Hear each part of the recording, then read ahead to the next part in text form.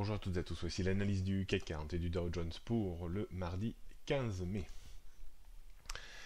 Le CAC 40 plie mais ne rompt toujours pas, il reste toujours à proximité immédiate de cette zone de résistance qui bloque les initiatives haussières autour des 5550-5560 points.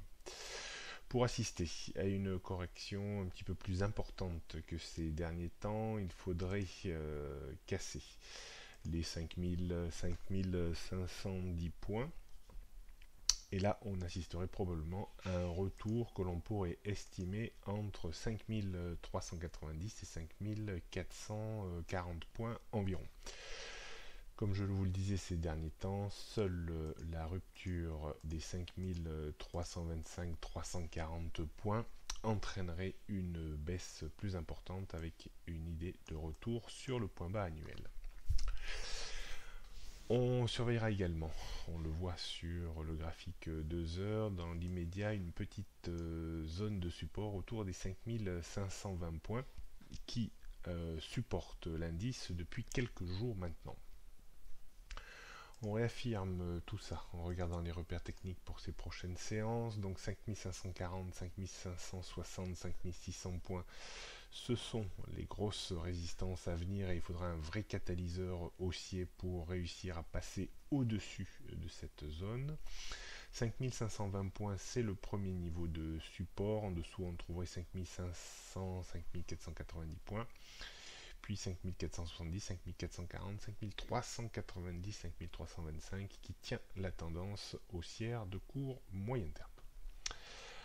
On regarde le graphique en données 15 minutes, on le voit très bien que le CAC depuis quelques jours est coincé entre la résistance haute, c'est-à-dire 5550-60, et le support un peu providentiel de ces derniers jours vers les 5520 points.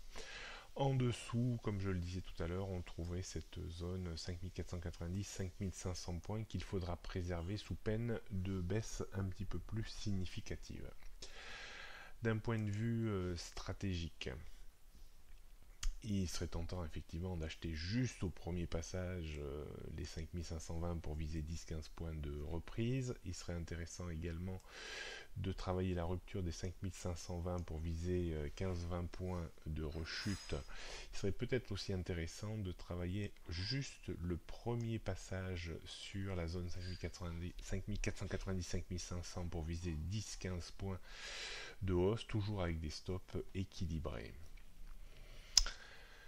On devrait rester, à mon sens, aujourd'hui dans une zone comprise entre 5560 et 5490 points. On verra si ce niveau finit par céder ou non. On va terminer par le Dow Jones. On va faire un petit point sur cet indice en prenant du recul avec un graphique hebdomadaire et mensuel. On voit clairement sur l'indice qu'après cette hausse très importante en janvier, l'indice a corrigé de façon relativement importante, quasiment en forme de mini crack. Il s'est ressourcé et a pris appui sur la bande bleue hebdomadaire.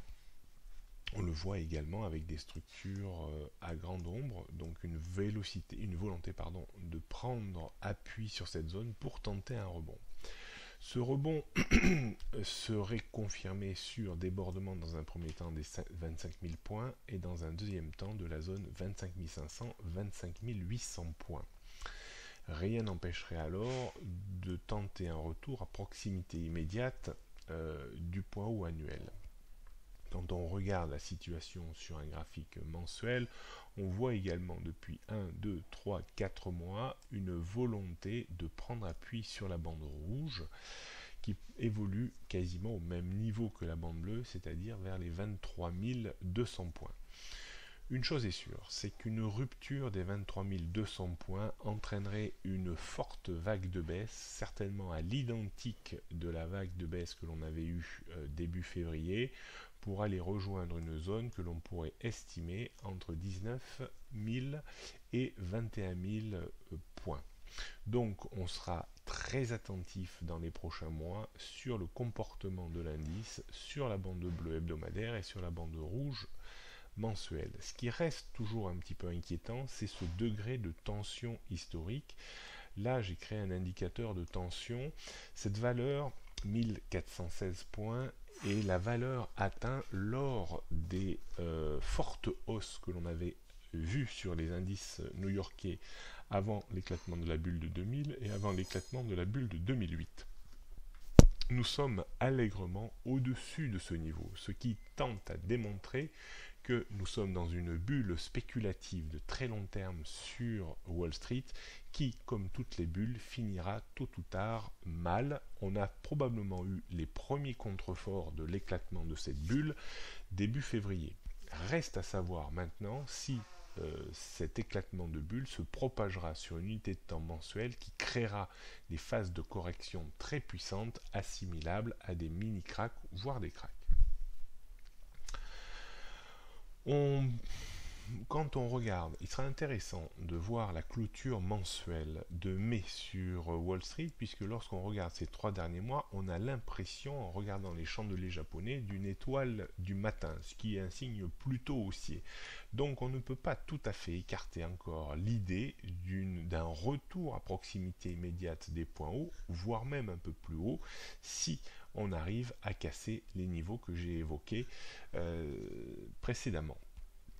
Donc cette situation est vraiment très antinomique. On a d'un côté un marché qui cherche à prendre appui pour essayer de finalement poursuivre ce phénomène de bulle, et d'un autre côté, on a vraiment une bulle parfaitement bien matérialisée par un indicateur tout à fait objectif.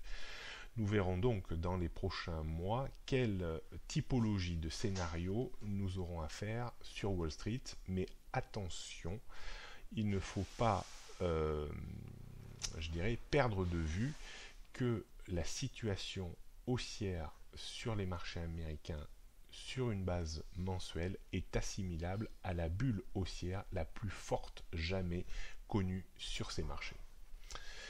Voilà ce qu'on pouvait dire aujourd'hui. Bonne journée à toutes et à tous et à demain.